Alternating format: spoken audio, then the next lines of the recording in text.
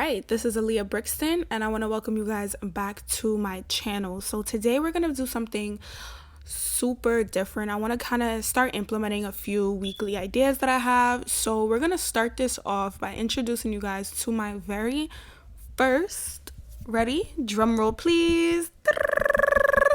Saucy'S Sundays segment. So Saucy'S Sundays is pretty much going to cover all of the craziest details, information that we have found out this week in regards to everything that has been going on in pop culture news. So without further ado, let's get right on into this video. For starters, let's kick it off with Brittany Griner. So Brittany Griner is officially out of prison. The U.S. basketball player was swapped out for a Russian prisoner that was being held here in the U.S. by the name of Victor Bout, who was known as the merchant dealer. Now, guys, don't ask me what the merchant dealer is, what he has done, because truthfully, I prefer to just continue to not know. Now, the reason why I want to bring this up is because Kim Kardashian actually shared a post on her Instagram story which stated, if we can get Brittany Griner out of Russian prison for weed, surely we can free Americans who are sitting in American prisons for the same things. And now for this, you guys know I have to agree with her. There are way too many people sitting in jail for non-violent crimes, and it's unfortunate that this is a start to the end for many of them, because once they're in jail, it's pretty hard for them to get back on their feet afterwards. So now moving on. Several staff at Emory University Hospital, which is a hospital located in Atlanta, Georgia, are in hot water after participating in a viral TikTok trend that listed their nursing, labor, and delivery icks in regards to baby births. Now, if you guys haven't seen the video, I'm going to insert a little clip. When you come in for your induction, talking about, can I take a shower and eat? What? My ick is when you ask me how much the baby weighs, and it's still in your hands. Dad comes outside and asks for a paternity test right outside the room door. Saying you don't want any pain medicine, no epidural, but you are at an 8 out of 10 pain with just a Cervidil, and you're still closed, fingertip. When we've already told you to push the call light, but every 5 minutes, your family member coming at the front desk asking for something else. Excuse me, can I have a blanket? Another ick, when you're going room to room between one baby mama and your other baby mama. Oh no. Ick. Say that. It's the unlimited trips to the nurse's station for me. The hospital has since released a statement indicating that appropriate action has been taken. It is unclear at this point if the nurses have been fired or what has transpired truly. Now, in more Diddy news, the 50-year-old mogul has welcomed a new daughter by the name of Love Combs with 28-year-old Donna Tran, bringing his total seedling count to 6 children with 3 different women. We can say he has 7 children if you do want to include the one that was adopted. However, biologically, he does currently only have 6 children. In new updates, rapper YNW Melly penned a message on Instagram in which he stated that he, quote, is now in fear of his life at the jail he is stationed at. If you all remember, YNW Melly is in jail awaiting trial for the October 2018 murders of his best friends, Christopher Juvie Thompson Jr. and Anthony Sack Williams. The rapper has been arrested since February of 2019 and pleaded not guilty to the charges brought forth and has remained in jail since. Now, on to more positive news, because oftentimes you guys don't hear about things like this, but rapper Saweetie, native to the Bay Area in California, has started a foundation known as Icy Baby Foundation. This foundation recently made headlines in news for having started a financial literacy course that is 6 weeks in length, and it is aimed to teach children aged 7 to 17 about saving, budgeting, investing, and earning equity. Former B2K band member Lil Fizz was another trending topic due to his rear end news allegedly being leaked on the internet. Fizz, you have had way too many mishaps. I think we need to find out a way for you to get it together. In more positive news, Gunna was released from prison upon pleading guilty to charges of racketeering and gang charges. Now, it has come with some speculation that the rapper supposedly is unable to be free without making some sort of plea deal in terms of snitching on fellow YSL members. However, several people have come forth and in support of Gunna, stating that he has not been snitching on any of his YSL members. Now, Glorilla is also in the hot seat this week for wanting to pay a personal assistant only $550 a week. Now, I do think that this is something that we do need to talk about. A lot of time people are underpaid, especially when you do internships. You're not necessarily there for the now, you are there for the future. So I do think that while it is an underpaid position, if this is someone who is young and is looking to get into the industry, I do think that this is a perfect starting point for them and an amazing way for them to place themselves in rooms that they may have otherwise not necessarily been placed in prior. Now, in some more exciting news for the Black community, Aaron Dean, the police officer, was found guilty and charged with manslaughter for the fatal shooting of Atina Jefferson. Some unfortunate news. Stephen Twitch Boss passed at the age of 40 years old. He leaves behind a wife and 3 children to carry on his legacy. At this time, it is unclear what caused his death. However, there is speculation stating that he did suffer from depression. If you or anyone you know is suffering from any form of mental health issues, please check up on them and allow them to know that you are indeed still here for them. The one, the only pop princess herself, Rihanna, has posted her beautiful baby boy onto her TikTok page, and it has made its rounds across social media. So we do want to send our congratulations to Rihanna and A$AP Rocky for having a beautiful, healthy, super chunky baby boy. Now, let's get into this tea, okay? So for starters, I want to start off with Young Miami, Saucy Santana, Diddy versus Academics. So now, ladies and gentlemen, in other news, Academics has striked again with his misogynistic views on women and projecting them onto his followers by making comments in regards to Diddy and Young Miami's relationship. Now, Diddy and Young Miami's relationship is not something that is news to many of us who, do follow the urban culture. However, there has been a lot of speculation in regards as to what exactly is the relationship status between Young Miami and Diddy.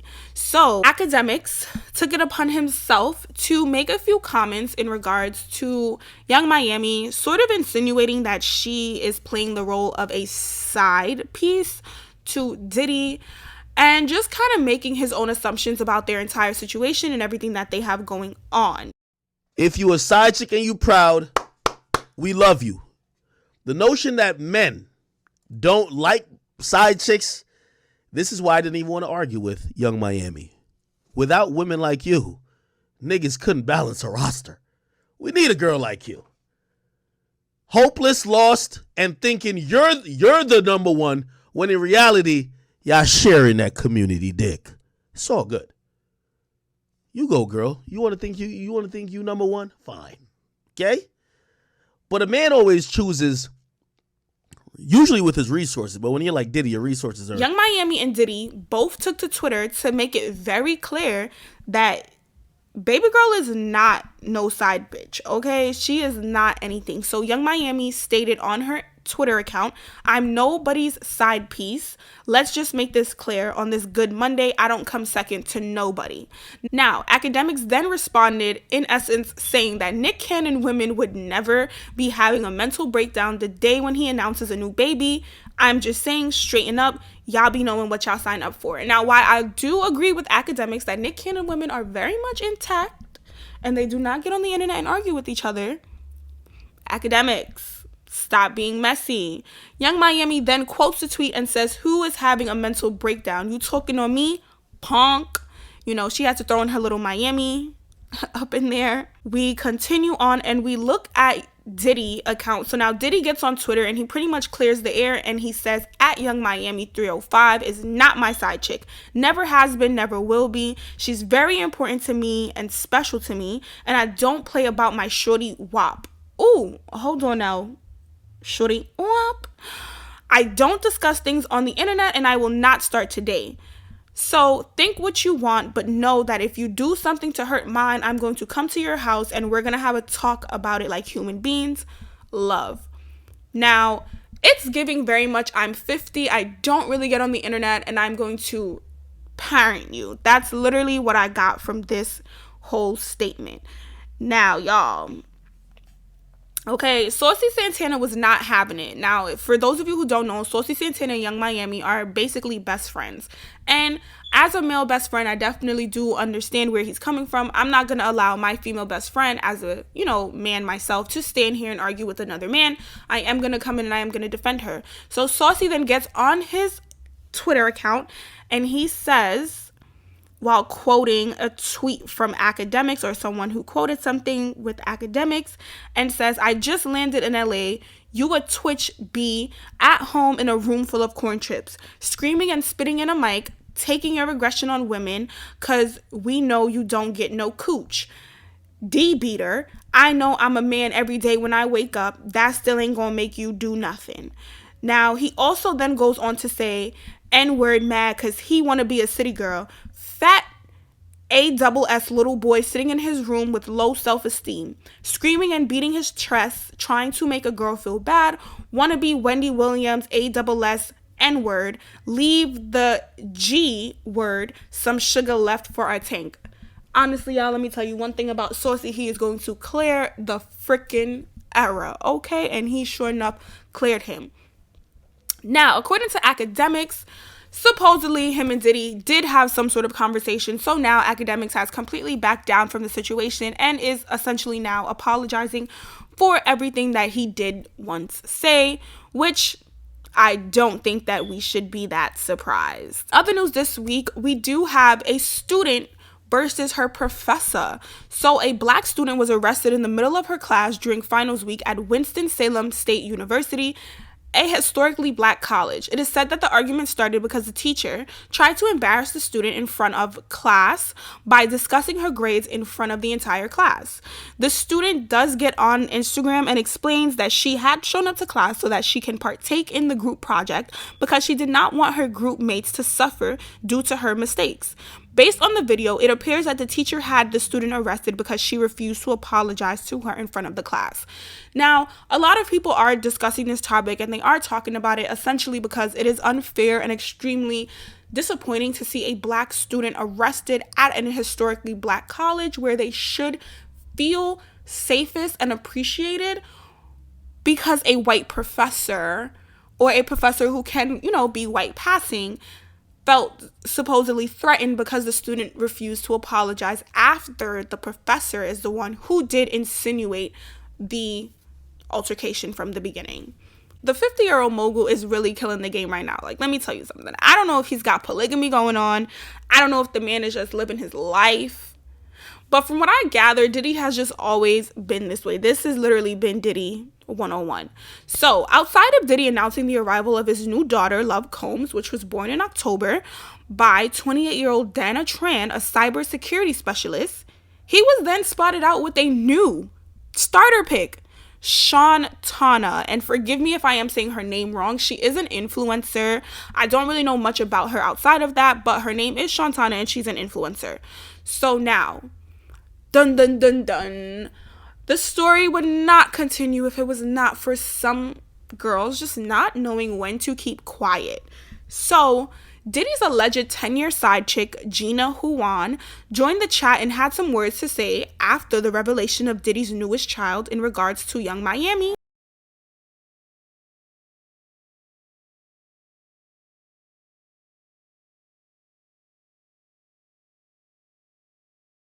Better chill. You better lay low. And of course, Miami clapped back, giving Gina the trouble that she was ultimately looking for. However, the craziest part about this entire ordeal is that while the women are losing their marbles, Diddy is over here promoting his new single, Sex in the Porch, featuring Party Next Door. So ladies and gentlemen, if you did not know that Diddy had a new single, it is called Sex in the Porch, and it is featuring Party Next Door. And you should, too, check it out.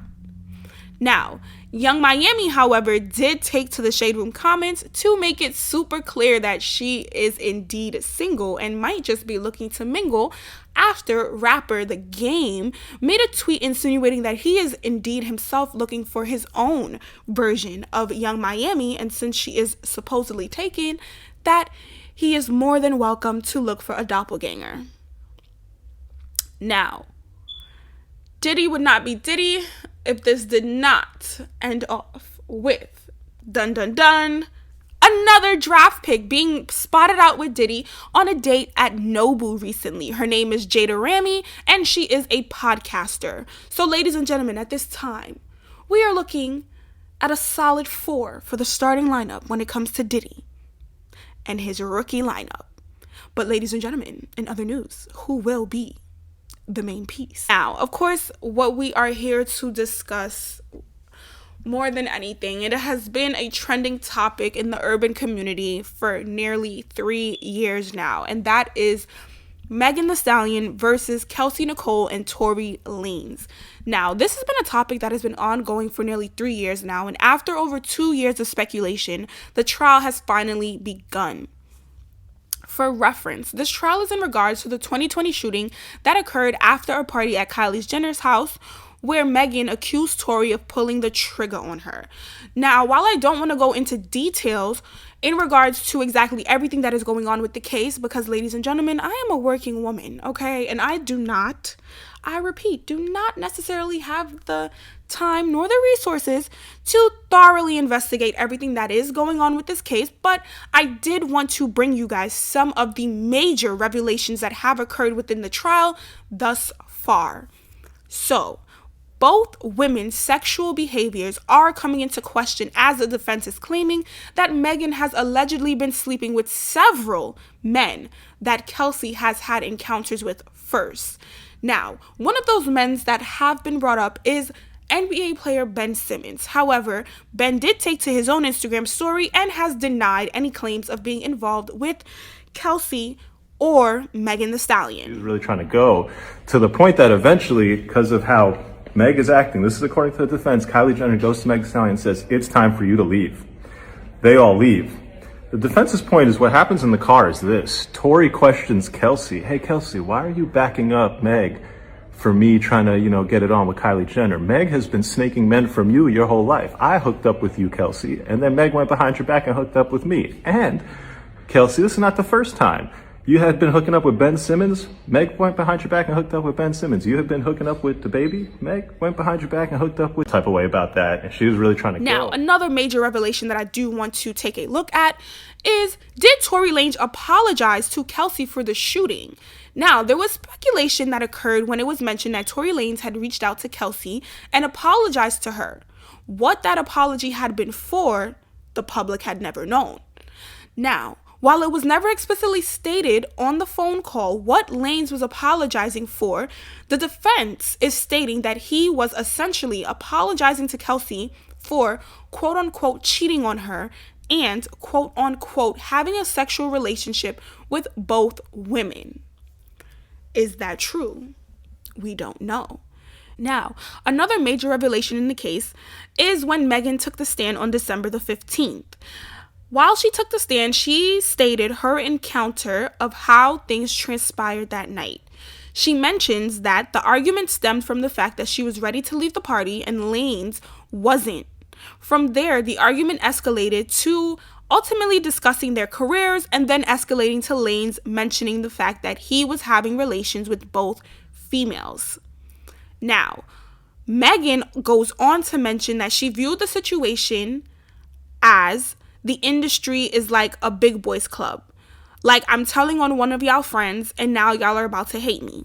Megan cites the current climate at the time when the shooting incident occurred within the community as why she didn't originally want to press charges on Lanez. She cites that at the time, the climate between police officers and the Black community was heightened. This was in part due to a lot of police brutality that had occurred within the last year or two prior to the shooting incident taking place. Now, at the time that this incident occurred between Megan and Tory, this was very close to the time that the George Floyd situation had occurred. So it is understandable from a Black woman to another Black woman why Megan may have felt this way. However, this incident is now what's coming back to bite her in her behind. This wasn't really a major revelation in the case, but this was something that I noticed that I think is going to work in the defense benefit.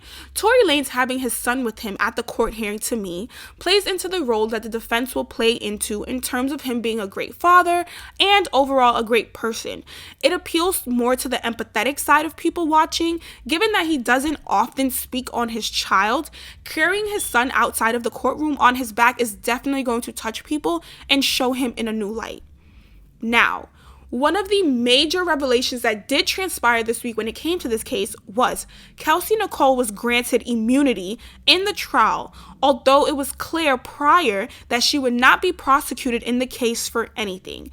Kelsey also instated her Fifth Amendment right when asked if Lanez had threatened to shoot her as well. So, invoking your Fifth Amendment right ultimately equates to pleading the Fifth. For those of you who don't know, typically pleading the Fifth is a very funny thing, because it's kind of like, girl, are you going to incriminate yourself, or are you going to incriminate another person? Why are you pleading the Fifth on this case?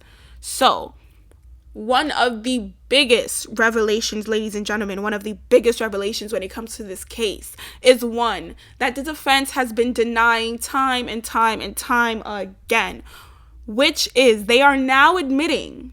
Ladies and gentlemen, please listen to the words that are coming out of my mouth. They are now admitting that Megan Thee Stallion was indeed shot. However, the defense is stating that her former best friend, Kelsey Nicole, is the one who pulled the trigger, which is a major turn in the case. Because for the last few years, it was said that she had never been shot, and it was only shattered glass. Now, Miss Kelsey, has now forgotten everything that she has once said to prosecutors prior, and is now saying that majority of the things she stated had been a lie only to protect herself.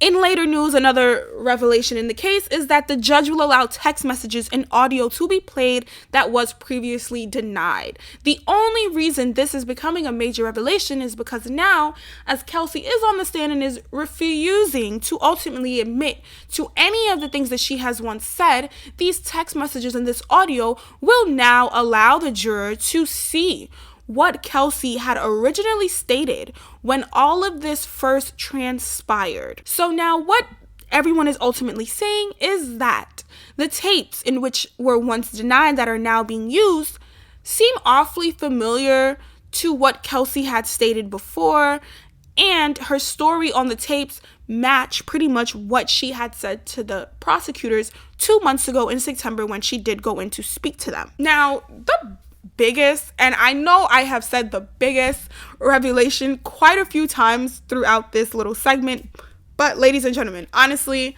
the one, the only massive revelation that has transpired in this entire case to date is that Tory Lanez's DNA was not on the gun, but a woman's DNA was present. However, what's being said is that Kelsey's DNA was never tested, so there's truly no way to find out whether or not that woman's DNA that is present on that gun does in fact belong to Miss Kelsey Nicole. Now, I don't know what to say, guys. I really don't know what to say. I can see this case ultimately being trialed kind of like as a mistrial. I think they are doing everything in their power to kind of discredit each other or kind of just leave a lot of loopholes and blank pages.